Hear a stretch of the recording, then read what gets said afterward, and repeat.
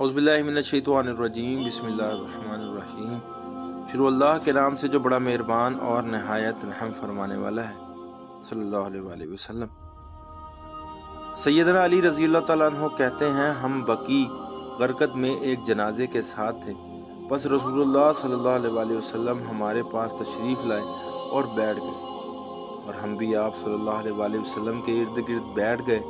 آپ صلی اللہ علیہ وآلہ وسلم کے پاس ایک چھڑی تھی، آپ صلی اللہ علیہ وآلہ وسلم اس سے زمین کو کریتے، پھر آپ صلی اللہ علیہ وآلہ وسلم نے اپنی نگاہ اوپر اٹھائی اور فرمایا، تم میں سے ہر ایک کا جنت اور جہنم کی صورت میں ٹھکانہ لکھا جا چکا ہے، اور یہ بھی لکھا جا چکا ہے کہ وہ خوشبخت ہیں یا بدبخت۔ لوگوں نے کہا، کیا ہم اپنی کتاب پر اعتماد کر کے عمل ترک نہ کریں؟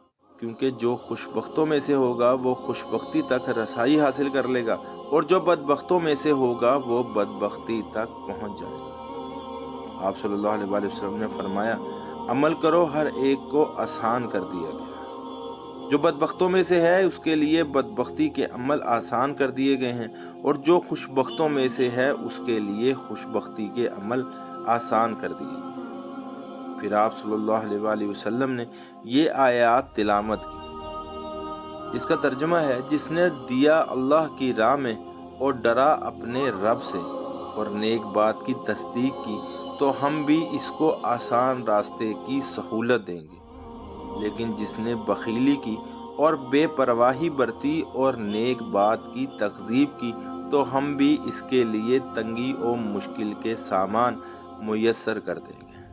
مسند احمد، حدیث نمبر 216۔